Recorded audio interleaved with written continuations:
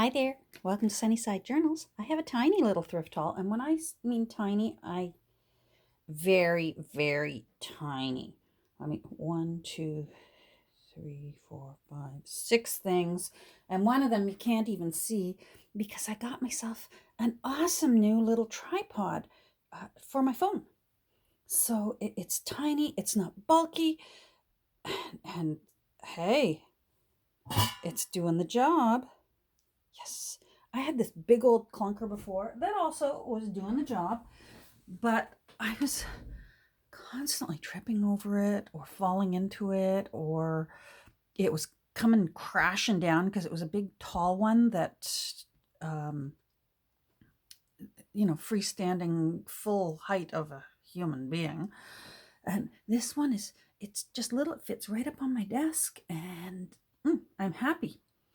So, yeah, I popped out to, I had to go to Michael's, and they did not have what I was hoping they'd have. I was hoping that they would, be ready with some craft supplies now that things are doing well. But I guess all the craft supplies are in ships off the coast waiting to be unloaded or something. I don't know. They literally, and I'm not kidding you, my Michaels literally had two pads of distress ink in hideous colors. Like literally just two. One, two. That was it. Now, I'm hopeful that they haven't discontinued it, because I would think that if they weren't going to carry it anymore, that those two pads would be over in the clearance section, and they would have taken all the hanging gear and signs and everything down. And they haven't. The hanging gear is all there. All the color slots are there. They're just empty. So I'm hoping that that simply means that, that distress ink is in COVID limbo somewhere, and that I just got to be patient. Just got to be patient. So whenever that happens, whenever I go to Michael's and I don't find what I'm looking for, I will never pass up a chance to use my 30% off coupon that I have and just get myself a great big bottle of usually 3-in-1. It's consistently $4 to $5 cheaper than Fabri-Tac, and I cannot tell the difference between the two. So I get the 3-in-1, big one. I'm ready for the winter. For glue, I'm ready for the winter. Here's my big mama that I'm happy with today. I'm going to have to put it on its side. It's so big. It's one of those cookie jar. Oh, you can see. Oh, there's my little. Can you?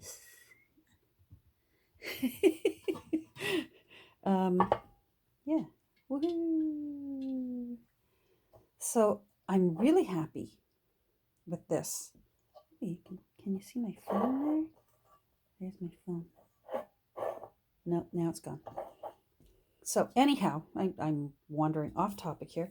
Happy with this. I think I'm going to put, I have one more of these over there on my little shelf that I keep scraps of lace. And I think I might keep just the small crafty size offcuts of fabrics, I think, in this one, because this one's a little bit bigger. I like the red handle. I love red. So happy with that. I was happy with these two little cases. These were $1, and I like that they're just flat, not bulky. And I think I'm going to keep black and white photos in one, and I think Victorian fussy cuts in one. They seem to be the things that I reach for the most when I'm embellishing either pages or junk journaling cards. So I'm happy with those. They're just a nice size. I'm not sure what they were for, but I'm happy. Oh, one thing, and I already put it away. I found a full unopened big package of legal size white paper. Yes. I found this book. I have some of my Bookhouse books, the thicker ones, the older ones. This one I believe is 1950s. But first of all, I liked the cover. I liked the mom with holding the baby and the two children, with the little candle going. Let me see what year it is. The illustrations are so pretty. 1956. The reason I liked this one, and I like it better than my older ones that I have that actually have a thicker spine, the illustrations in this one are beautiful, and there's lots of them. Look at these sweet little illustrations. Like, I might go through the winter ones. Look how pretty that is. Isn't that beautiful? There's one for Jingle Bells that, oh, it's just, I probably won't be able to find it. Oh my goodness, look at that train. I guess there must have been a train that looked like that at one point. Oh my. It's just the sweetest little illustrations. Very, very pretty. Very,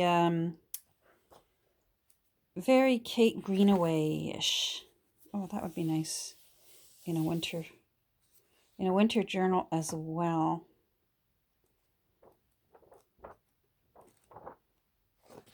The circus. I have a box full of ephemera to make a circus journal. And there, that's the one. Look how pretty all those are with Jingle Bells. And look at coming up to the house with the horse and sleigh. Love it. Anyhow, I've never seen a My Book House with these beautiful, beautiful illustrations. Now, who did them?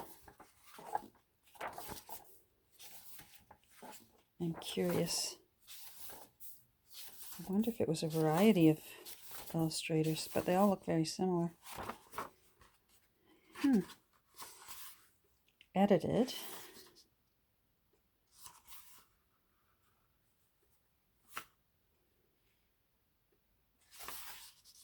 No, if I find out, I'll post it. I don't see anything here on who the illustrator was. Oh, look, there's Christmas ones. Oh. So anyhow, I loved the illustrations in this book, but I also thought, because it's titled In the Nursery, wouldn't that make a pretty baby journal? A little bit of damage here. I could work with that. And I think it would just be very, very simple. I think all I would do would be to go at it with some very dark brown ink and just camouflage it. The rest is very, very pretty. And here is, drum roll, and my husband's the drummer, not me. Here's what else I found. Nancy sent me good thrifting vibes, and I was starting to think that they had gone vibing right past me. And then I found this. And it reminded me of a little hint that I thought I would offer to you, because as far as I know, and please correct me if I'm wrong, if you know otherwise, I don't think you can buy this new anymore. I don't think it's in print anymore, and I think you have to purchase it secondhand to get The Country Diary of an Edwardian Lady. You can tell that this one was, because there's the pencil marks usually that secondhand stores will write inside a book. Now, here's a little hint that I would say to you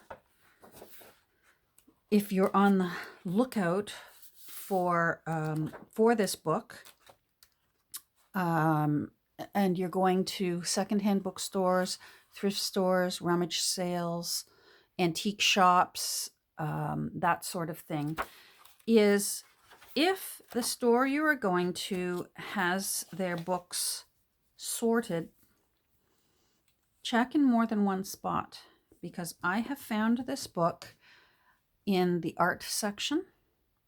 I've also found it in the garden section. Today, that's where I found it. This was over in the garden section.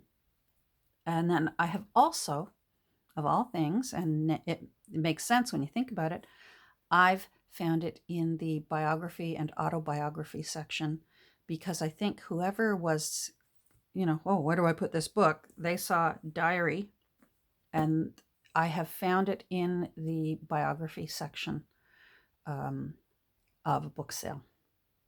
So check the art section, the art department, check the garden department, and even, I would dare say, because there's birds on the cover, check out your nature section, and check out the biographies, autobiography and biography section, nonfiction, because I have found it, this book, I have a lot of copies. I really should start using it more, but I feel, I don't know, it's like keeping storage. Anyhow, I have that many copies that I've found it in all those sections. So that is some advice that I would give to you who are still on the hunt for this book. There she is. My goodness, she was pretty. Check all those sections out when you're in stores that are selling secondhand books. Check out all those different sections, and maybe you'll have better luck finding it. So that was my little happy find of the day. And actually, I'm kind of glad. I've been trying to work my way through one copy that I already have taken apart. Like I've cut all the signature threads. It's loose. It's ready to grab and go.